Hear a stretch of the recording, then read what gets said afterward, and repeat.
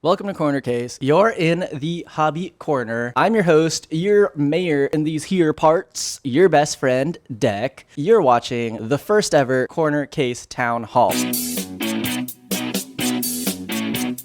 I would like to do this video maybe once a month. We'll see how successful it is, but either way, I wanted to give y'all some updates on the channel, read through the comment section maybe, have a little fun. So in the future, if you're leaving comments, could show up. So the first thing is something I want to address with the community here, and that's my most successful video so far is why your game dies and how to do it. I love this because I think the purpose of this YouTube channel is to connect to a community. For a while, I was a little scared that my best video was going to be the GW Codex Salt video from like the first time. Thank God that's definitely not the case. And instead, what we've hit on, I think, is this shared feeling that we all have that during the pandemic, we haven't really been able to connect with each other. And things are definitely getting better. There are Discords that you can join, painting competitions, ways you can play games online with friends. You can still do your hobby at home, but it's like definitely not the same. So I just wanted to shout that out, that we're putting some positivity out there. We're trying to make some content that's more about connecting with our community and less about salting. You guys, this community is responding in a way. So shout out to you guys. Similar to this topic, we want to be a Malifaux and Infinity channel here. So we are working on more Malifaux and Infinity content for you guys, more helpful stuff. If you're down with that, please like and subscribe to get that as soon as it drops. Let me tell you, I am a part-time professor, and so I know how to scaffold information, okay? So we'll be scaffolding the fuck out of Malifaux and Infinity in the next few months. Look out for that Malifaux textbook by Corner Case Publishing in the next few months. Call us Malifaux McGraw-Hill out here, okay? And now I would like to read through the comment section. We do have some juicy comments, and I have said in the past that the comment section is the reason I make these videos. I love getting comments from you guys. Even if a video drops, it gets like 5 views. If I get like 2 comments,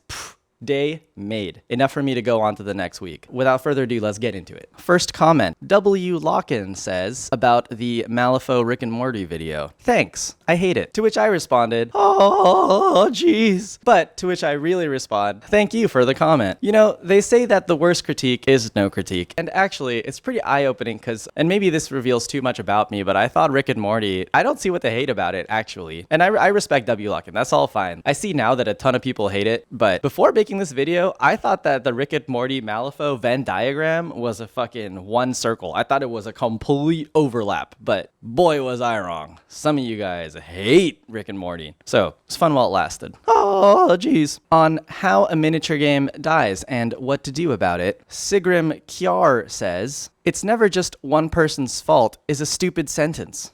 Whew.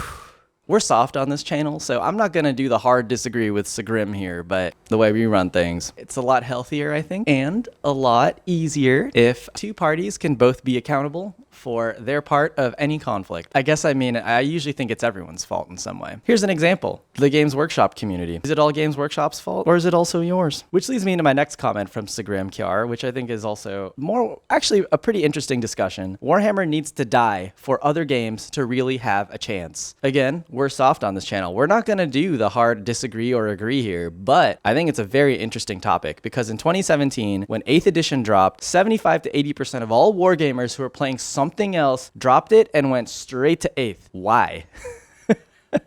There is something to be said about the juggernaut stranglehold that Games Workshop has on the gaming community. I think the marketing makes it so, but I definitely don't think the game itself deserves it. So I'm doing the soft agree here with Sigrim that if we really want to see other games flourish, 40K might need to die. And yes, a lot of you will argue that, oh, well, if 40K collapses, then like all the wargaming communities will collapse. You know, what are they going to sell at the game stores and like blah, blah, blah. And yes, that is true. There is a practical like business perspective to like why Games Workshop is too big to fail. But I also think that like the reason Games Workshop is successful is marketing and not because of the quality of the game or the quality of the toys. It's really the marketing. And so of which I think the game itself is actually like the biggest part of the marketing. More so than it is a game, it is a marketing tool. And so I think other companies, I think they would figure out how to survive. I think they'd figure out that like they need to market. Will there ever be another Games Workshop if Games Workshop goes out? I don't know. But I think we've already seen this true.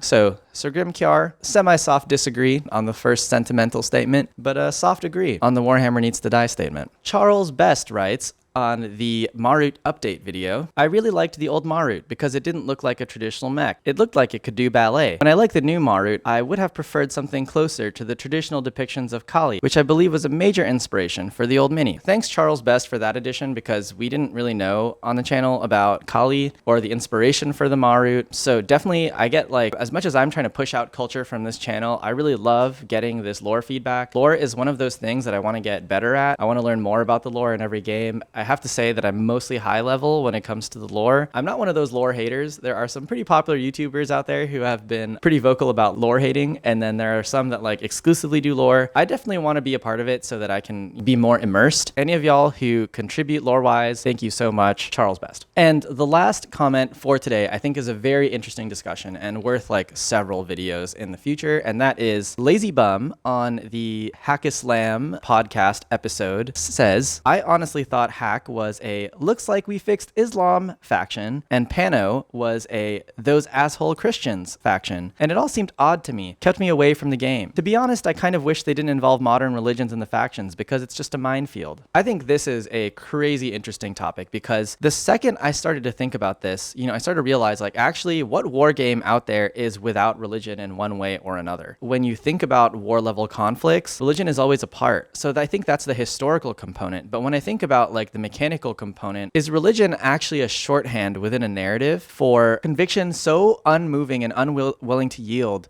that it has to come down to like a war type of conflict? Maybe in Infinity, there are some ties to modern religions like Haqqislam and Pano, the Islam and Christianity factions. But there's also this fuzzy line between like what is drawing inspiration from a religion and what is drawing inspiration from a mythology. So when you head on over to Aleph, which is what I'm playing, if you're drawing from Greek mythology, you're drawing from like various like Hindu and Indian mythologies. And I'm sorry if I mess those up, I'm not as woke to that. Where do you kind of draw the line between a mythology, which is an old religion, and a current day religion that's been spun into that new context? So there's kind of a fuzzy line there. And when you go into other games, you go into 40k, basically everyone in 40k is religious in some weird way. You have your Sisters of Battle, but everyone kind of enjoys like the religious overzealousness, the Black Templars. It's these factions inside of 40k that are actually the most religious that seem to be fan favorites. But because they're not exactly modern religions, I think they get love instead of people being sussed out by it. And I'm guilty of it too,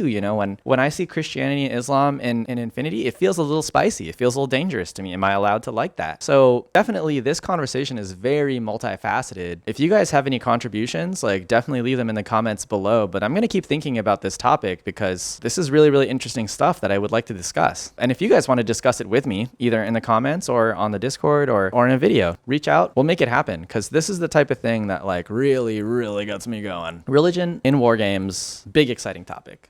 Let's get into it. And finally, the moment we've all been waiting for, the 500 subs beanie reveal. Drumroll, please. Let's just rip the band-aid off.